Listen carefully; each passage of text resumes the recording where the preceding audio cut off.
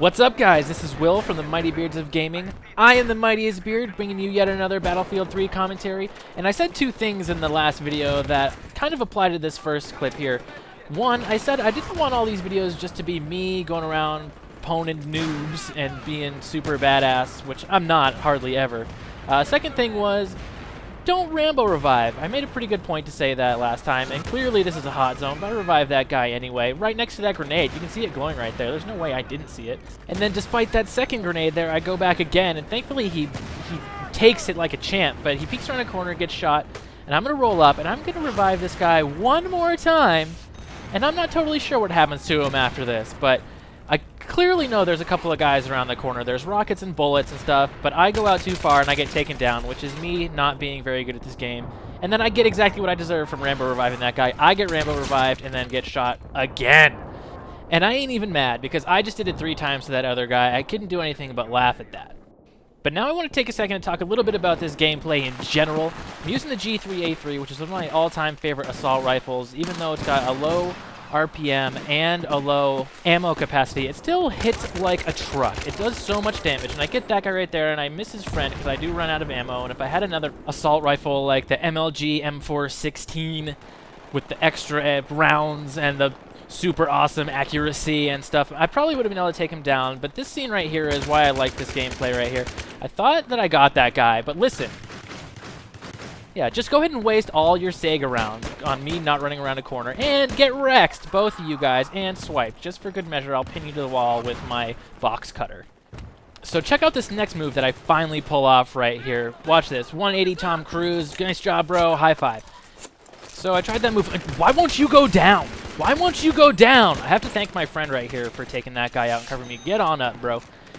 So I tried that little Tom Cruise Mission Impossible drop down 180 for the kill move twice in my last commentary and failed miserably both times.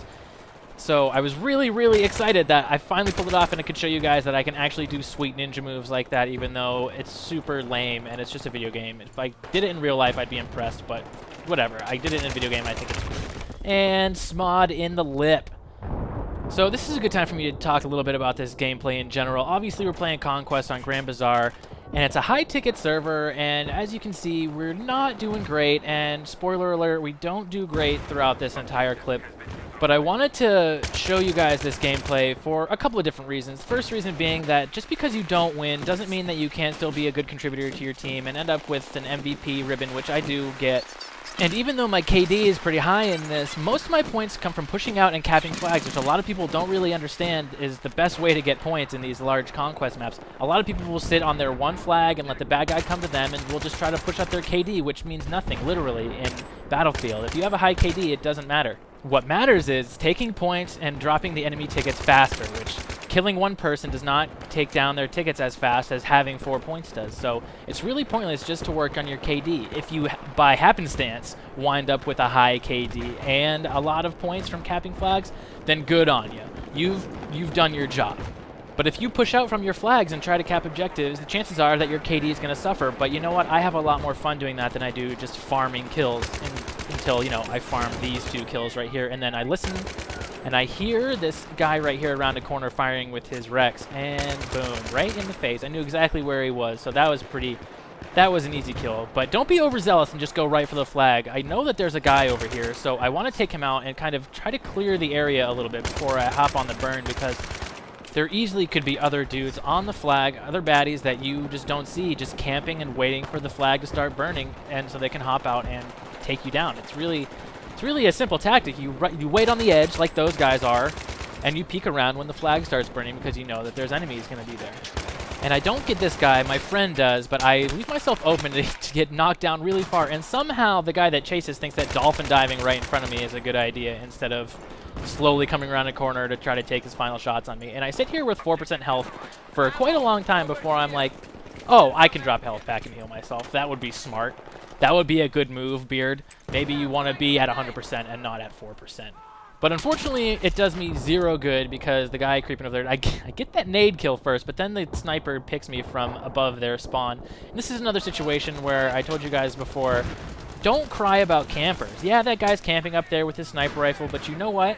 When you're using a weapon like this awesome G3A3, And you can see right where he is, because he's basically letting me know, calm down, take a breath, and take some shots at him. Boom, I just took him down from quite a long ways away with an assault rifle. It can be done, and you can do it with other rifles as well. That's not the only weapon that you can use to shoot from that long distance. You just have to be careful and tap fire, and you can at least scare him off his ledge and help your team cap the point. And this here is the other reason I wanted to show you guys this gameplay, not only because, like I mentioned before, where you can have a lot of points and still lose and still do really well for your team or whatever, but also because this gameplay got really intense. The enemy team was just relentless, and hello, I can see you through that crack, sir. You are not invisible. But yeah, the enemy team was just relentless, and they were pushing on us all game. There was a lot of really, really intense firefights, and I just had a lot of fun playing this round, and I wanted to talk about some of the times. And watch this right here. If you see that happening, where an IFV rolls up on you, just run. It's like in Minority Report, where Tom Cruise is trying to free the the precog. That's their name, the precogs. He's trying to free the precog, and she just grabs him and goes, "Run!" And then you run. When you see the IFV coming at you, and hello, and that's why the tap fire is so wonderful. So when you see an IFV coming around a corner like that, when you're in assault and you can't do anything about it, just run. Get out of there and heal yourself up if you can. You don't have a small, you don't have C4, you can't do anything about that, and thanks for the revive, buddy. Thanks for doing your job. That's what you're supposed to do as a medic / assault. Do your job. And here's another G383 tap fire win. Look at how far I am away from that guy. I can't even see him. I just can see his little icon floating over there. Put some rounds up, and I get a headshot out of it. Tap firing is key in this game. It's just so key. You do so much damage from such a long distance, and wakey, no slumber parties here. And this part coming up right here is definitely my favorite part of this gameplay. It was just so intense, and there's a lot of really intense moments in this gameplay, but this one right here, coming down the hallway from B tiles down into this A area, wakey, gets just so insane. There's nothing like grenades, people coming around corners, and I get this guy, and I almost get that guy, and whatever, get wrecked. And this is a good example right here of why pushing out from the flags that you have is a lot more fun than just sitting back and farming kills on defense. It just creates these really intense, ultra fun situations. And I don't know if you know this, but if you throw grenades up there, you're gonna get kills. Boom, there's a kill right there. And this is why it gets really intense right here, because people keep going down, but boom, we keep getting revived as well. Both teams right here have kind of a revive train going on, keeping everyone alive, keeping that battle going, which is really good for us because this is one of our only points. We need to really close off that entryway to A. And I get that guy. I'm not sure why he's over there, but yeah, we need to keep these guys coming from B tiles from getting into here, and revives is really the only way to do it because they clearly have some skill and they're taking us down. Wakey. And I peek around a corner. I don't see anyone until I see this guy crouching behind the paper, but I get taken down right here. But again, with the good revive by my teammate, keeps this battle alive. And then watch this. I kick a field goal from the 50. Here it is, and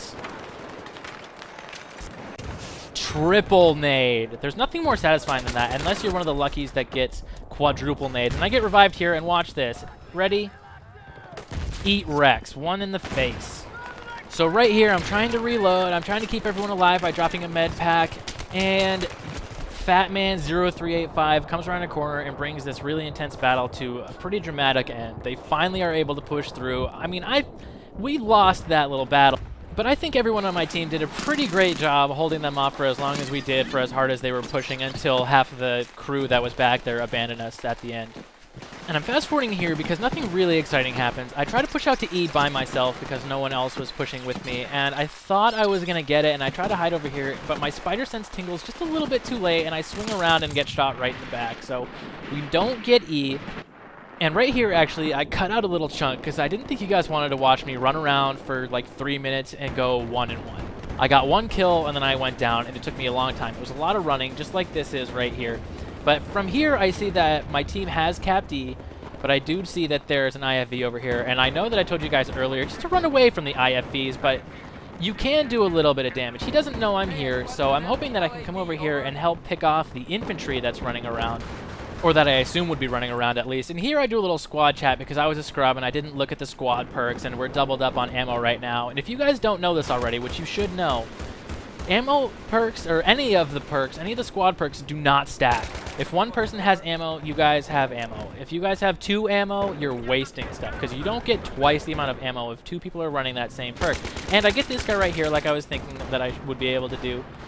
So yeah, always check your perks, which I guess sounds kind of hypocritical coming from me because I don't always do it and I often forget and I often wind up doubling up on stuff. But the gentleman in my squad asked if I could change over, and I said I definitely would as soon as I die. And you know what? He was pretty psyched about it. So try to pay attention at least to the squad chat. I mean, it's bright green, so you can see it when it pops up in your chat. You don't need to look at everyone else calling everyone noobs and whatever. Look at my chat right now. Where is everybody? I wanted to leave that in there because, well, no one was pushing out from C. No one was pushing out from C. You really needed it. And I just thought this was comical. Watch this. Ready?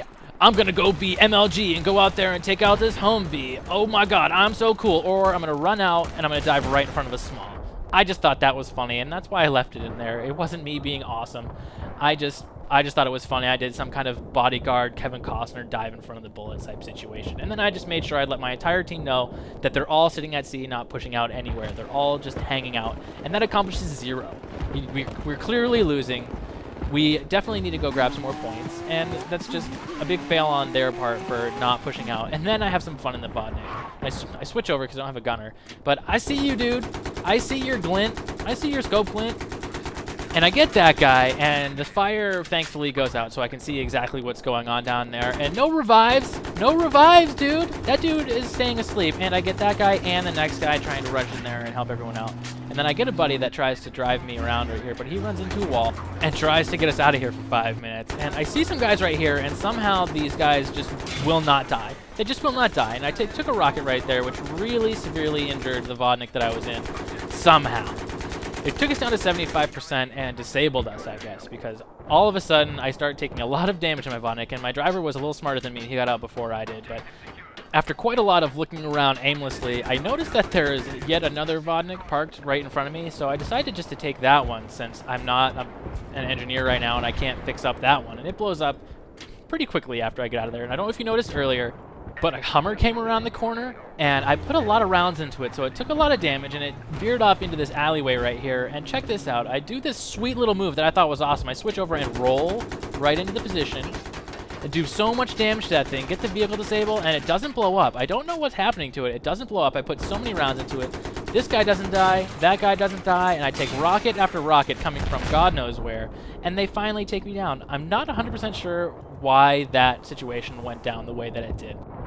But it did, and it's over with, so maybe that's something you guys probably should take into account whenever that happens to you. Hop out earlier and try to shoot the guys that are shooting rockets at you, because a lot of times you can hop out of your vehicle and catch them off guard. They're going to have their smalls, their RPGs out, and you'll have your primary out and be able to start shooting them right away instead of just blowing up inside your vehicle that's absolutely getting obliterated by rockets. And then I come in here and it becomes kind of a crapshoot, and I wanted to get into tiles right there, but there was a guy camping in that little corner right there, which, you know, good on him. He was in a pretty good position. I didn't see him, and he took me down. And if you guys didn't know this, these are the 2 areas where you'll spawn in B. There's one area here. There's one area exactly opposite, a little bit down the hall and across. And when you don't have B, that's the easiest thing you can do to cap B, is just camp those areas until you've burned it down and your team neutralizes the position, because that's the only 2 places where people are going to be spawning from the opposite team. And I get that guy right there through the smoke, which I thought was pretty freaking cool. And I get that guy down at the end of the hallway with my G3A3, which I can't stress enough is really just nifty. It's just a nifty weapon. It does so much damage. It has such long range. And if you fire it well enough and control your bursts and control your taps, it has virtually no recoil. You can put round after round into the exact same spot, which earlier you saw when I was shooting those guys that were up on the balconies. And no reviving on my watch, sir. So I actually get stuck here for quite a long time behind this little concrete block here, and the reason is that I'm not sure if you'll be able to see this on the export, but on this 60 FPS recording that I've got, I can see all of the bullets flying by. I can see all of the tracers, and they are just putting round after round after round after round into this hallway, trying to take out my teammates and to take out really anyone that they can, even though I just stood up and clipped that guy. So I'm stuck here until right now when I get absolutely destroyed by a mortar, and I mean, that guy's kind of smart. The new assignments that just came out require you to get 25 mortar kills, and really, there's not going to be a whole lot of better areas to get it in than the Bazaar hallway here, the B hallway, because really, you just know that everyone's going to be clumped up there. You can keep putting rounds in. Oh, watch this right here. Don't do this. Boom. I just ran through there. That was a really bad mistake. Take note of your surroundings as you're running around. I saw my two guys putting bullets into that hallway and decided, sure, I'll just rush in there. I bet you anything that I can get all the kills. I can rush in there and take all of the kills. And obviously that wasn't the case. I rushed in there and took all of the bullets. And now, again, with Crabman 06 taking out people with the mortars, with a really smart placement. I did a little check right there. I was like, is there a roof right here? There's no roof right there, and that's kind of good on that guy to know that he can just keep dropping mortars on us from there. And I feel like they're going to be coming from tiles, and that's why I'm watching tiles right now. But then I realized I must have missed a sale on grenades that they were having, because everyone seems to have 500 grenades. Look at all these grenades coming down. Rockets also, but grenades just keep flying, and I don't know who's trying to accomplish what by throwing these grenades. They're really just making a lot of noise, and that guy survives those grenades, which was a nice job, but he actually gets taken down by the guys that were coming up through the tile hallway back there. That's actually the same hallway that the enemy team was pushing out of when we were defending on A earlier, that situation where I mentioned that I was having the most fun during this game, but this was actually a lot of fun too. It was just got really, really hectic up here, and as much as I, enjoy shootouts and stuff and getting actual kills, I just thought that this was a pretty fun, interesting situation. It was really intense, really, really real. It really felt like a battle.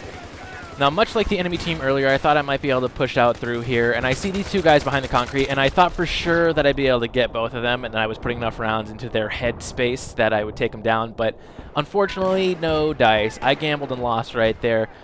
And this happens to all of us sometimes, I hope, not just me, but I kind of rushed through the spawn screen. I didn't notice that my team had actually taken D, and now I see that D just got taken again, and I was really kind of pissed at myself that I didn't spawn at D and try to hold it, because we clearly have enough people at B to keep it. But D got taken probably pretty easily, so I'm going to try to move my way over there. And right here, I actually gamble and win, unlike I did before where I gambled and totally lost.